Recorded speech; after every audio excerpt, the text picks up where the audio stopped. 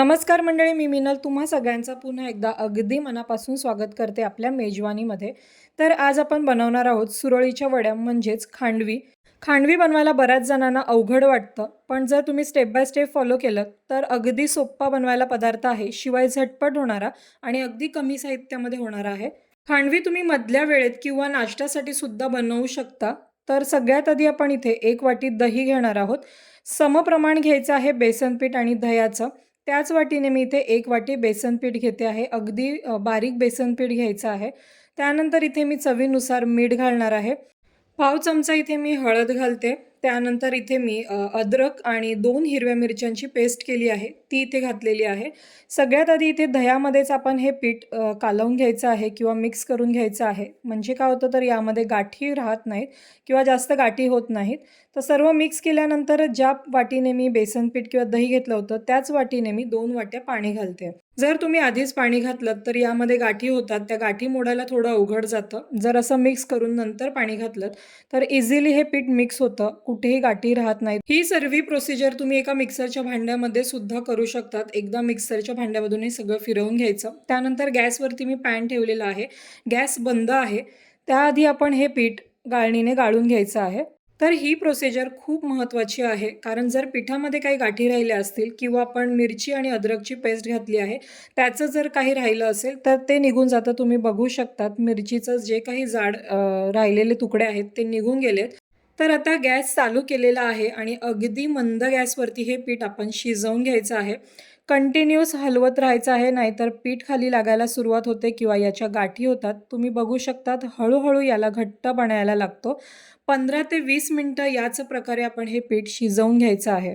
जसं पीठ शिजायला लागतं तसं तुम्हाला त्याचा कलर चेंज होताना दिसेल आणि गाळून घेतल्यामुळे पीठ तुम्ही बघू शकतात खूप छान मऊ आणि स्मूथपणा याला आलेला आहे।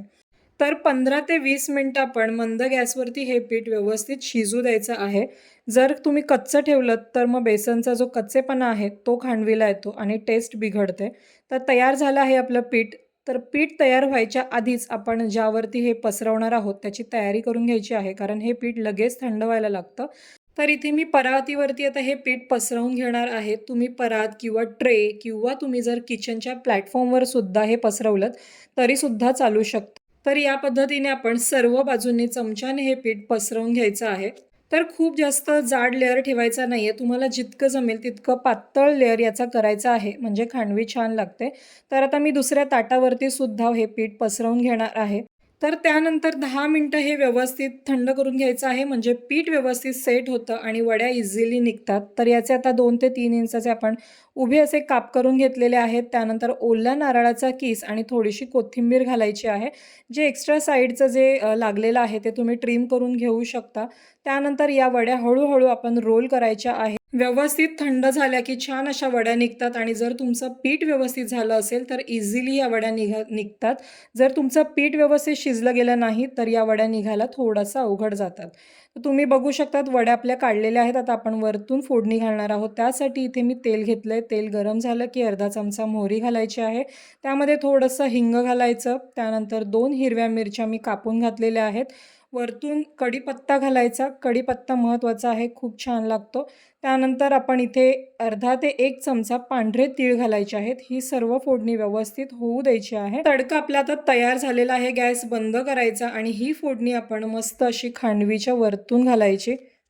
फोडणी व्यवस्थित तडतडलेली हवी, म्हणजे ही खांडवी खाताना खूप छान लागते। वरतून ओल्या नारळाचा कीस घालायचा।